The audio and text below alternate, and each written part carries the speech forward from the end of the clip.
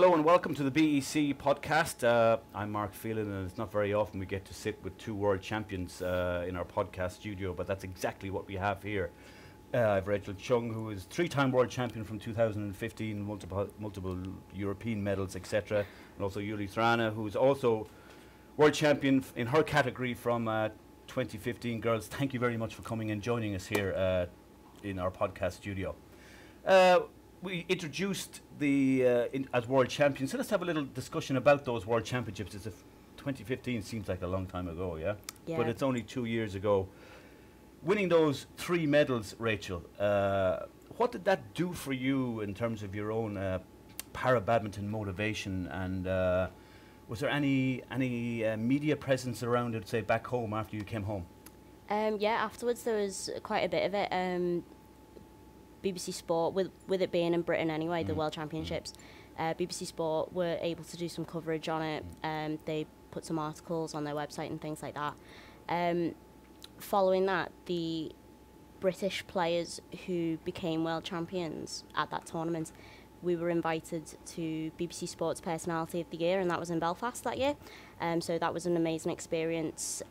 Following the World Championships, I was invited to awards, dinners and things like that, where other elite athletes and sports people were, which was an amazing experience. For me, I felt that not only was it nice for myself to get that recognition, but the popularity and the recognition of para-badminton as a sport was growing. Otherwise, I wouldn't have been invited, so that was pretty incredible, and it's nice to know that the sport is growing in its audience and the awareness of the sport, so that's really good, and I think that's just been growing and growing ever since the World Championships in 2015, so that's really nice to see, I feel. What about you, Julie? A world champion, that's it, you're a world champion forever. What was that feeling like to win that world championship, and did you get much exposure here back in Denmark after after coming back from Stoke with that medal? I don't really remember much actually, because that whole match is like, I can see it on video, but I don't really remember much of it. And the first thing I remember from after was when I got calls from the media and people wanted to talk with me, and that was a whole new world because I had never had anything like that before. Yeah. And that was different and it was fun, but I'm glad it didn't last forever because it was tough as well. Yeah. And I had a few sports nominations too, and yeah, the recognition, as Rach says, was great.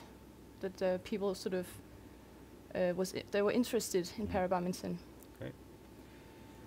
Let's move on a little bit, and let's talk about European para-badminton against Asian para-badminton, and I think, and correct me if I'm wrong, girls, but it's quite like the same as able-bodied badminton. We're kind of playing catch-up to Asia all the time. Every time we get to a level, they seem to have taken, a step higher. Is that the case, Rachel? And what do we have to do to try and develop and grow para-badminton so that come the Paralympics we can challenge the Asians? I feel that a few years ago, for World Championships and other large international tournaments, it was predominantly European para-badminton players, and there wasn't really too much from the Asian countries, whereas now it's got Paralympic status. Over on that side, they're able to invest more money in what is one of their most popular sports over there, so they're able to put that money towards it. I know quite a lot of players that funded for badminton, and they're able to train a lot more than we are. So now that they've started coming to more tournaments, the Asian countries, they are showing their dominance here. Yes, it's in a way that we do have to play catch up with them because they are able to train much more than we are. I think for Europe, it is a case of we do have to put in at least as much training as they are just to try and keep up with them. To be fair to us, I think even though the Asian players have started coming through now, we're not threatened as much by them as we were expecting to be, but still they are a big threat and we do need to try and keep up with them. Rachel made a point very early in in her sentence there about funding. And it seems to be a word that pops up across all sports, across all levels, across the globe. You mentioned that the Asians they seem to have this funding. Is that a barrier, you think, Julie, to Europe really catching up or being on the same level as the para-badminton athletes in Asia? Yeah, of course. I also think that the Asian countries have a lot more players in the different categories, and I think somehow when they have like a proper national training together and they get the funding, and I think that's I don't know, it's a tough question. Yeah. I think a lot of the European players, they struggle with going to tournaments and stuff because they have to fund themselves, where the Asians will get funding from their federations. So yeah, definitely money is a big, I wouldn't say problem, but if we could get more funding. It's always in the back Yeah. of the mind, and Yes. how am I getting to Asia? How am I going to travel to whatever tournament? Yeah, so definitely. on. Yeah. What about, we are European badminton. You're English, you're Danish, and we got a good system in France with some good para-badminton players, Lucas, etc.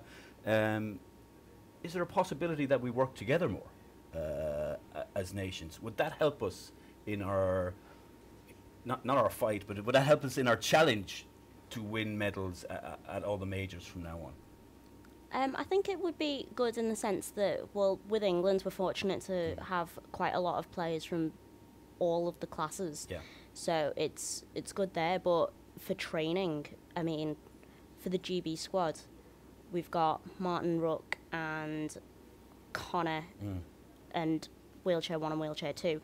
So it's difficult for them to train together at camps, and for the SS6, for women's singles, there's only me and Rebecca there, so we're always training with each other.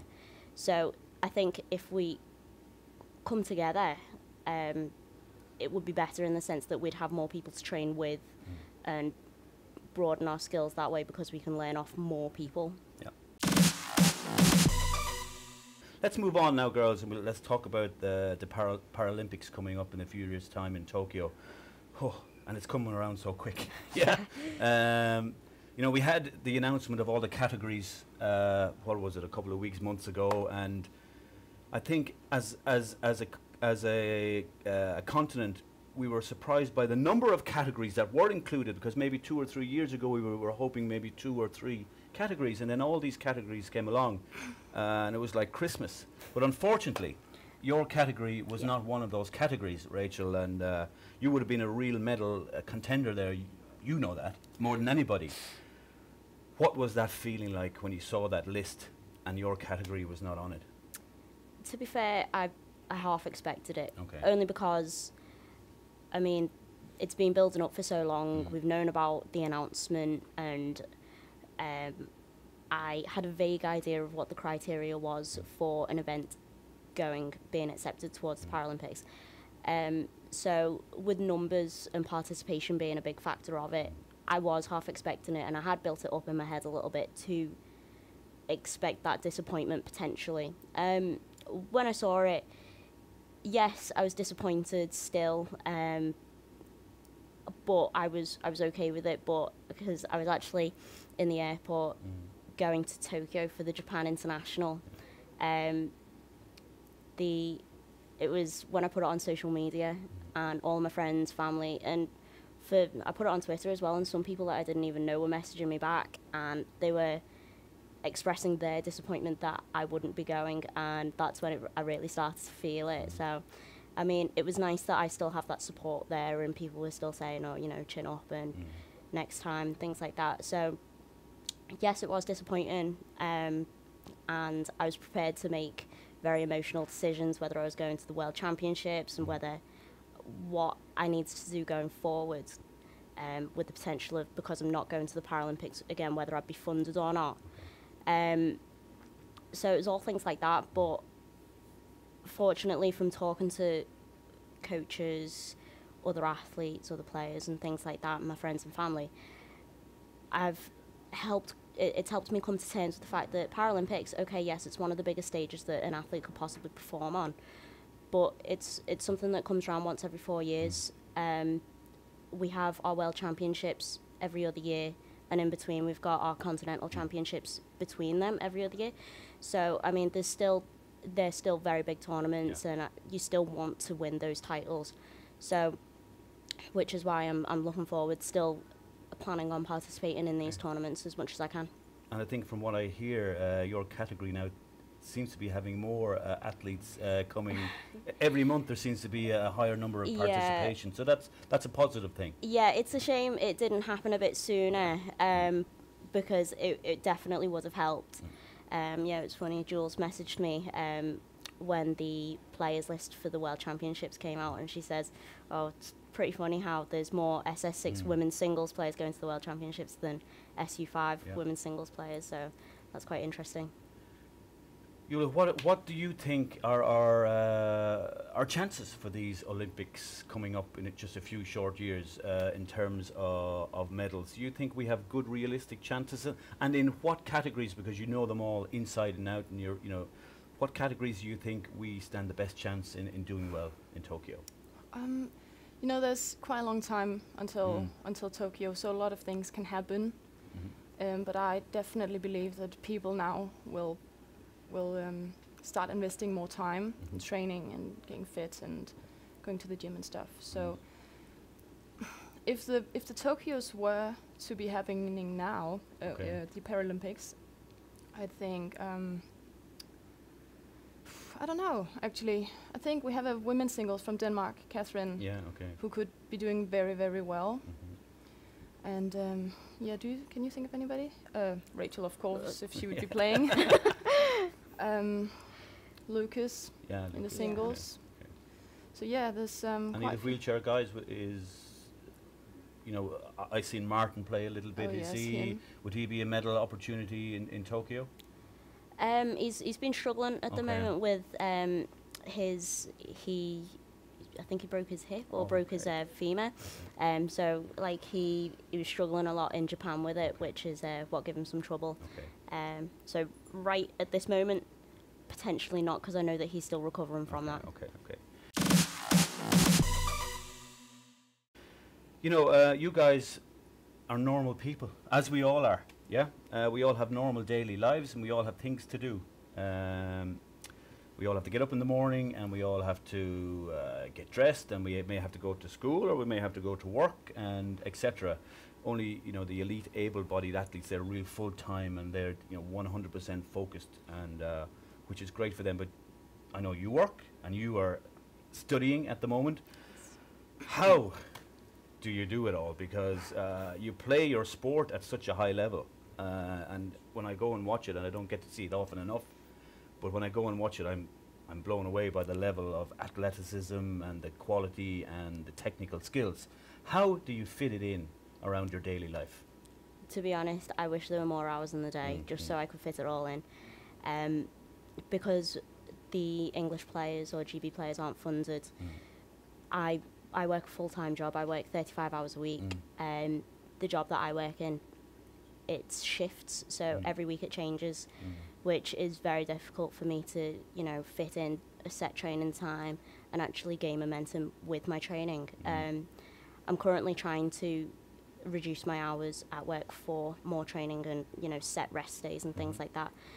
But it is taking a while. I'm trying to get it in time for the World Championships, but it's been a bit of a slow process. So I am trying, but it is very difficult. Being on the GB squad, there's a certain quota of hours that we need to complete, which would be the minimum of 8 hours on court and 2 hours off. And I'm just about scraping by getting all that done. So ideally, if I was to cut back my hours at work, I could do it more comfortably and maybe get some more in as well. Oh, I tip my hat to you for sure. It's important to study, for sure. And we see it with the elite, able-bodied athletes. Sometimes they're at the top of their game, but then one day they finish, and then sometimes they do not have something after it. You're deep in your studies right now, and I assume they're the priority at the moment. How do you fit it in?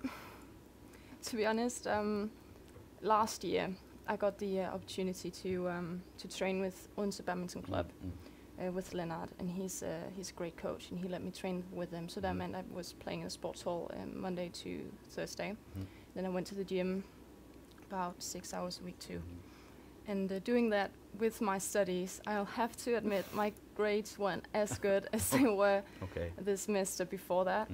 So I definitely had to learn how to structure my day, you know, what to do when and how to do everything within the day. So, but I'm quite good at being busy. So I like having things to do because that means I get it done. If I'm sitting during the day and I think, oh, I have all day, I'm gonna just do my homework late tonight, whatever, I won't get it done properly. So if I know I have to do it, I will do it. So it's good and it's bad to be that busy, but I like being busy and I love playing badminton. So it was a great semester. And luckily, I had some problems with my back. So last Christmas, I had to not train there anymore because I needed my back to what do you call it, like get fit again. Yeah, recover. Thank you. So I haven't been training as much lately, so I miss it a lot. But yeah, the studies are important for me because that's my future. Yeah. That's how I'm going to get a job, and I'm studying to become a vet. So that's like my dream. Cool. So I'm really excited about it. Excellent. Girls, I just want to talk a little bit about England, Rachel, if that's okay with you, because I think the English system has set the benchmark in terms of their organisation. I know Richard Morris is there and he does a phenomenal job with you guys. I've the height of respect for that man.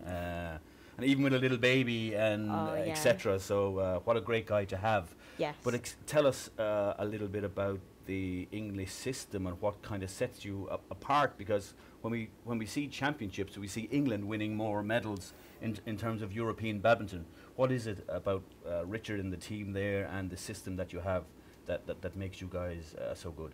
I definitely think it's, from Badminton England's perspective, it's the experience that they have, having able-bodied players. I mean, like Nathan Robertson, he was a very strong player even before then as well. They've always had good players at least pushing in major championships in the past, so I think it's helped them. They can reflect that onto para-badminton. With Richard, his experience, he's been a player, he was a player at a very good level as well, and now he is a very, very good coach. His knowledge as well, his knowledge of para-badminton really helps us as well. He can understand, even looking at the para players, the weaknesses, how they move. He's very good at analysing that. So that definitely helps us a lot, I do believe. With the organisation as well of major tournaments, I mean, Badminton England have run a few tournaments out of England. Their experience running the All Englands for so many years, that definitely helps. Yeah, our structure is very good, and I think it is due to those. The announcement of the GB squad and everything, that it was said possibly a bit premature, but it did set us up. So as I said, that quota of how many hours we need to train, we've been doing that for a good while now, which I think gave us the step ahead of the other countries who hadn't put those preparations in place.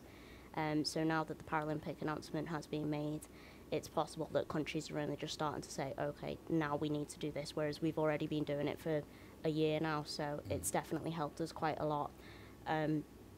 But yeah, with the English players as well, as I said earlier, I think it definitely helps that we've got a broad number of players across all the classifications, because at least then it increases our chances of doing well.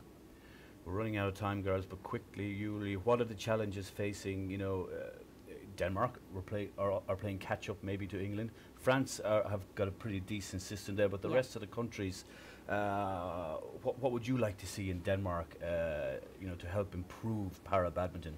From the federation side or whatever? We get really, really good support from the federation. They help us with the funding, and they just started with a little training with us, which is great. But it would be awesome if we could find some more people, because we're 3 girls in the same category, 3 girls, and we play each other, and that means only one of us can get a gold medal. And we would love to see some people representing the other categories for sure, and some guys, so we can play some mixed. And we have Simone, of course. She's new, SS6 player, so that was awesome that we got a new category represented. But yes, more people would be great, because that would mean we had more people to train with and more people to travel with. And as Denmark is a big nation in Europe when it comes to badminton, so it'd be really good if we could represent that on the para side as well.